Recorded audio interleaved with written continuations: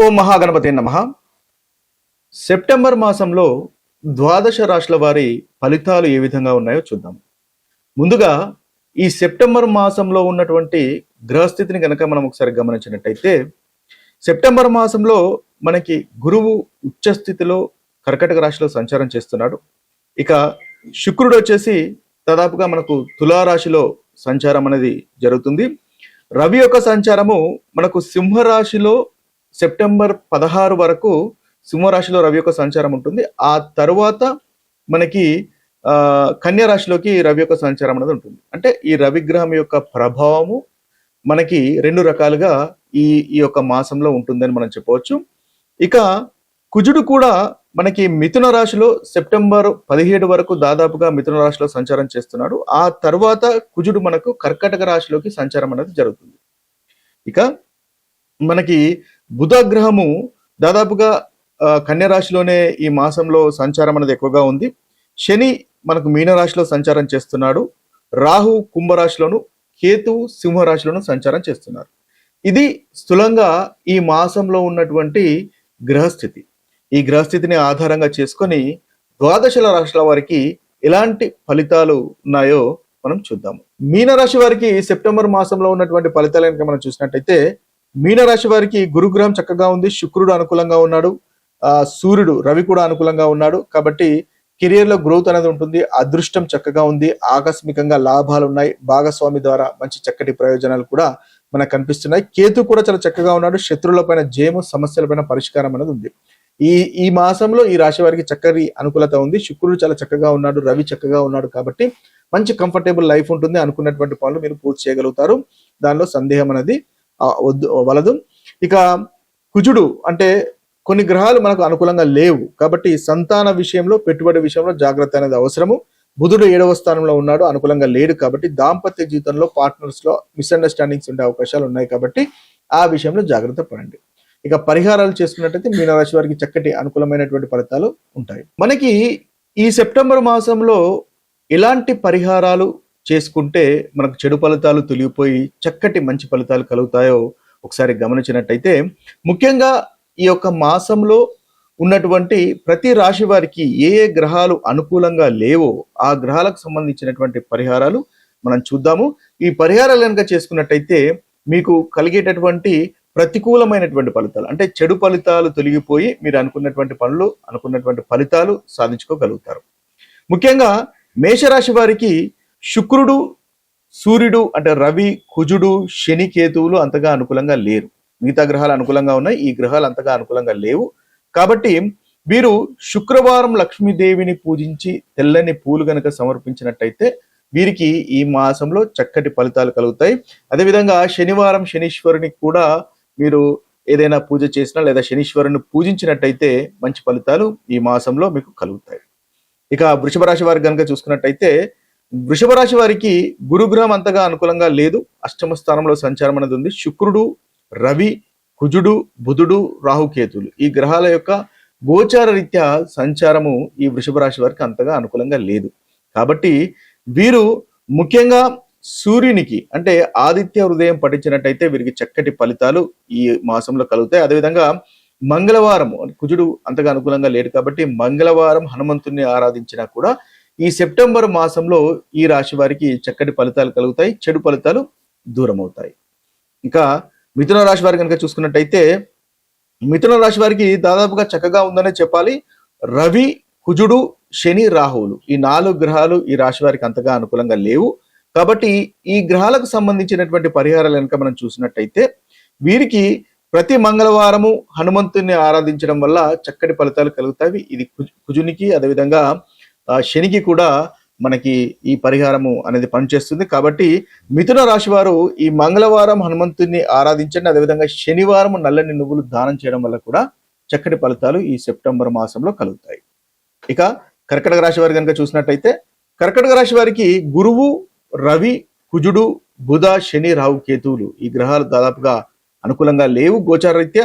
కాబట్టి వీరు ముఖ్యంగా మంగళవారము సుబ్రహ్మణ్య స్వామిని ఆరాధించండి, తద్వారా చక్కటి ఫలితాలు కలుగుతాయి. అదేవిధంగా వీరు మీకు బుధుడు అంటే విష్ణు సహస్రనామాలు కూడా పఠించినట్టయితే ప్రతి బుధవారం చక్కటి ఫలితాలు మనకి కర్కటక రాశి వారికి ఈ మాసంలో కలుగుతాయి. ఇక సింహరాశి వారి కనుక చూసుకున్నట్టయితే సింహరాశి వారికి గురువు, రవి, బుధ, శని, రాహు, కేతువులు అంతగా అనుకూలంగా లేరు గోచారరీత్యా. కాబట్టి వీరు కూడా బుధవారం విష్ణు సహస్రనామాలు పఠించండి లేదా వినండి, తద్వారా చక్కటి ఫలితాలు సింహరాశి వారికి కలుగుతాయి. ఇక శనివారం కూడా హనుమాన్ చాలీసా పఠించినట్టయితే మంచి ఫలితాలు ఈ రాశి వారికి సింహరాశి వారికి కలుగుతాయి.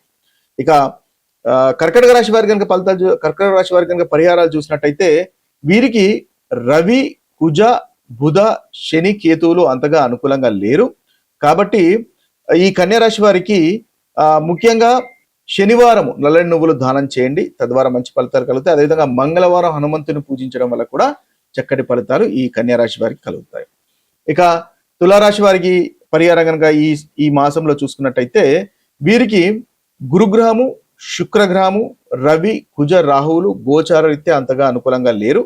కాబట్టి వీరికి మీరు సుబ్రహ్మణ్య స్వామిని ఆరాధించండి, మంచి ఫలితాలు కలుగుతాయి. అదేవిధంగా శనివారము హనుమంతుని ఆరాధించినా కూడా ఈ రాశి వారికి తులారాశి వారికి చక్కటి ఫలితాలు కలుగుతాయి.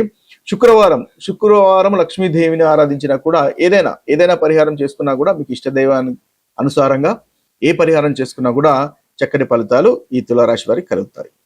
ఇక వృశ్చిక రాశి వారికి కనుక చూసుకున్నట్టయితే వృశ్చిక రాశి వారికి ఈ మాసం అనుకూలంగానే ఉంది. ముఖ్యంగా కుజ, బుధ, శని, రాహు, కేతువులు అంతగా అనుకూలంగా లేరు. మిగతా గ్రహాలు చక్కటి ఫలితాలు కలుగజేస్తున్నాయి. కాబట్టి మంగళవారం హనుమంతుని ఆరాధించినట్టయితే ఈ వృశ్చిక రాశి వారికి చక్కటి ఫలితాలు కలుగుతాయి. బుధవారం కూడా విష్ణు సహస్రనామాలు వినండి, చదవండి, తద్వారా ఈ వృశ్చిక రాశి వారికి అనుకూలత అనేది పెరుగుతుంది. ఇక ధనుసు రాశి వారి కనుక చూసుకున్నట్టయితే ధనుసు రాశి వారికి గురువు, రవి, కుజ, శని, కేతువులు ముఖ్యంగా ఈ గ్రహాలు అంతగా అనుకూలంగా లేరు.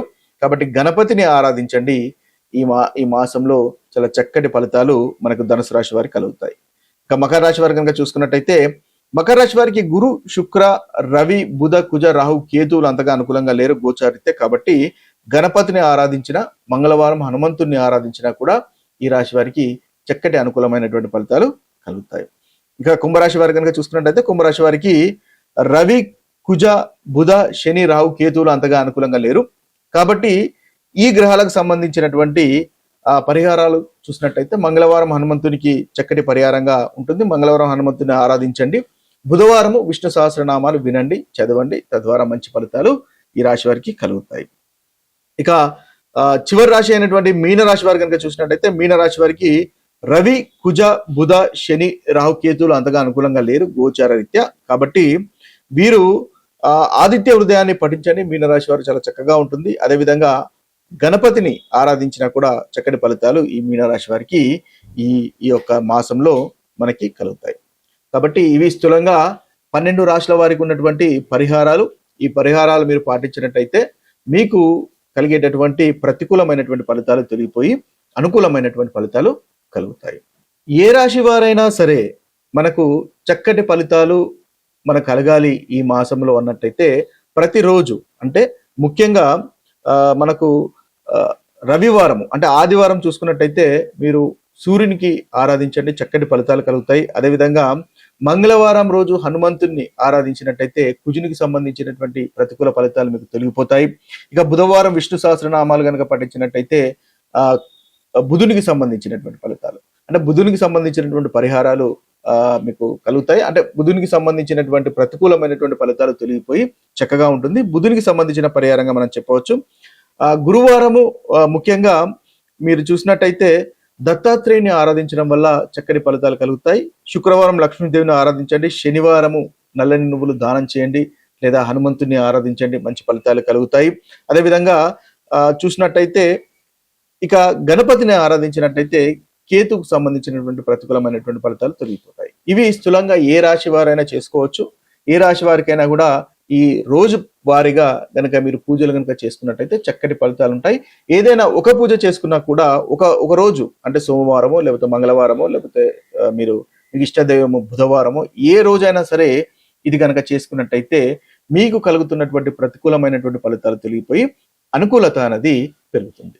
మరొక వీడియోలో మరొక రాశి ఫలితాలతో కలుద్దాము. అంతవరకు సెలవు. సర్వే జన సుజనో భవంతు, సర్వే సుజన సుఖినో భవంతు. నమస్తే.